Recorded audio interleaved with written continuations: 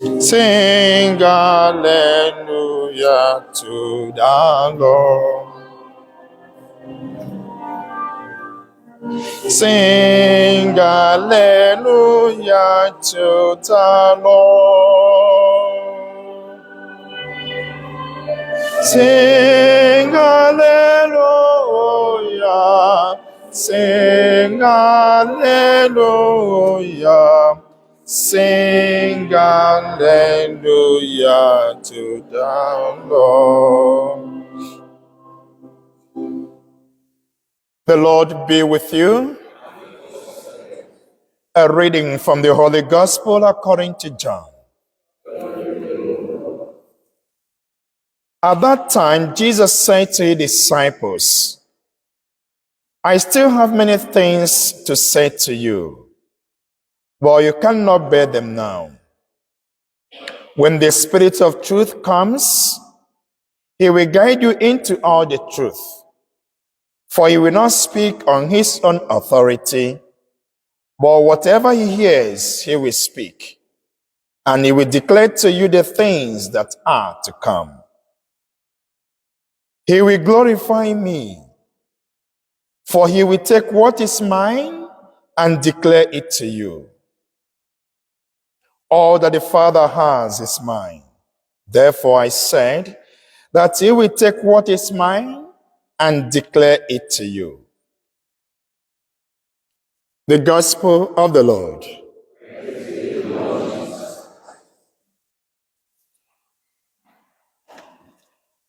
Jesus said to his disciples, all that the Father has is mine. Therefore I said he will take what is mine and declare it to you. Words we heard this morning from the Gospel of John chapter 16, verses 12 to 15. As I mentioned at the beginning of the Mass, that we are celebrating this Sunday the feast of the Most Holy Trinity. And what is it all about? It is the way God chose to reveal himself to us over time. That he is one God with three divine persons, Father, Son, and the Holy Spirit.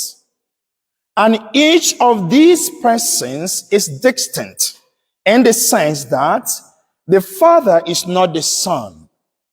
The Son is not the Father. And the Holy Spirit is neither the Father nor the Son. Now, looking at this with our human logic and mathematics, we should be talking about three gods. But no, it is one God, one substance, equal in majesty, all powerful, all almighty, none is greater than the other. Therefore, the doctrine of Holy Trinity is the belief that there is one God who is experienced in three persons. If you ask me as a priest to explain more or to clarify more this teaching, this doctrine, I most certainly will disappoint you because I may not satisfy your intellectual curiosity. Because our human language, our human expressions cannot perfectly and adequately explain, articulate, or even understand the depths of God, the nature of God, or the operations of God. God is a mystery, and therefore our relationship with him is based on faith, not human reasoning. In fact, where our human reasoning stops, faith takes over. However, one thing the Trinity reflects is togetherness. In the Gospel of today, Jesus talks about the relationship between him, the Father, and the Spirit. That the Father will send the Spirit in his name. Because all the Father has is mine. So that when the Spirit comes, He will take from what is mine and declare it to you. Meaning, therefore, that the Father, the Son, and the Holy Spirit work perfectly together. Now, I'm talking about working together in our own human relationship. There are people who are very easy to work with. You can easily work together with them as colleagues in the office or in workplace, as friends, or even as next door neighbor, or even as partners in family setting. They are easy to work with. But there are, on the other hand, people who are very, very, very difficult to work with. No matter how much you try, no matter how nice you appear to them, they are just very difficult to work with. Number one, the all-knowing. People who believe that they know everything. They believe that their brain is superior or their brains work better and faster than yours. These people are usually domineering. They must win every argument.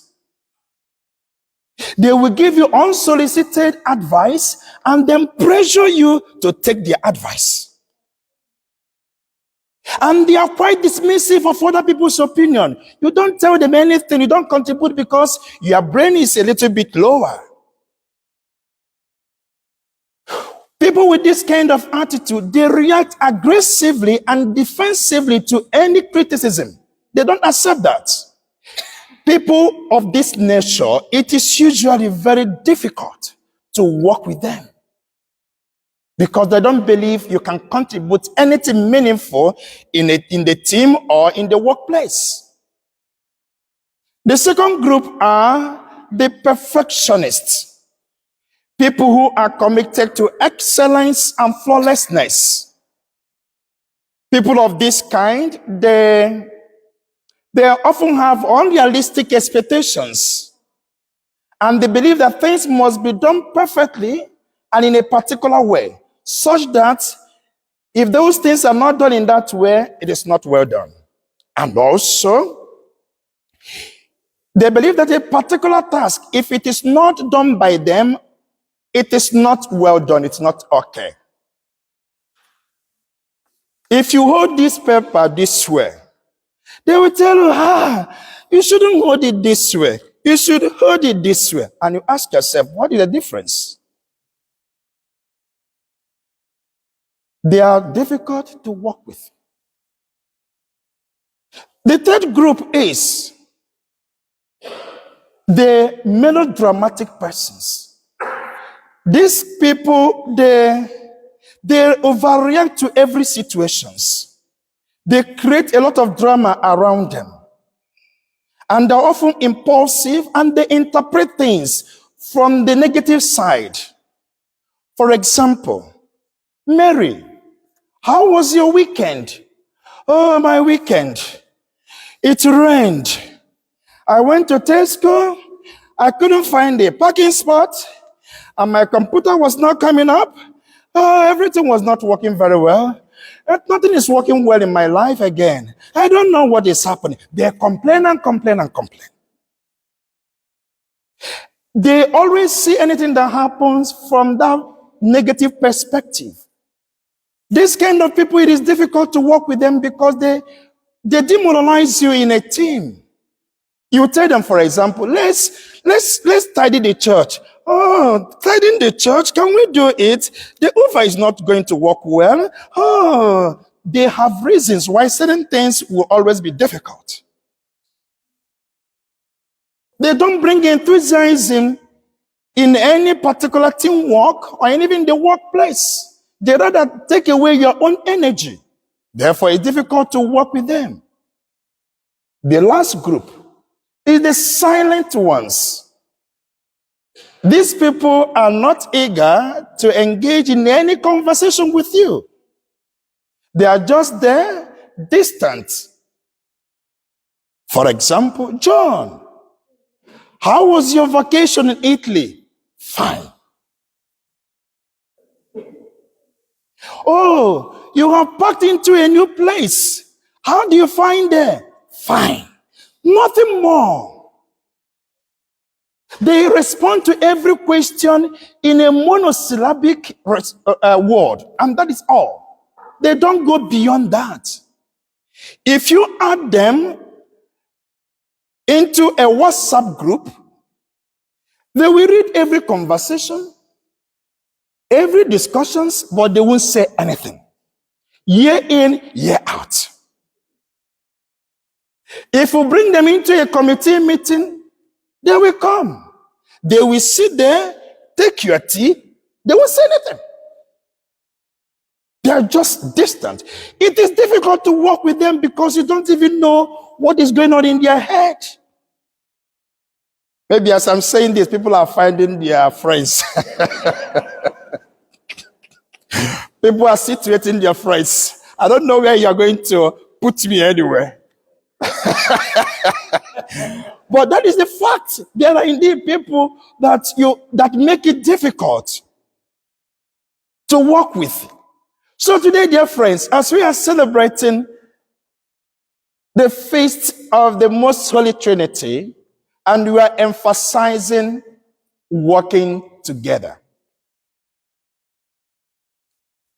may we ask ourselves these two questions. Am I that colleague that people would like to work with?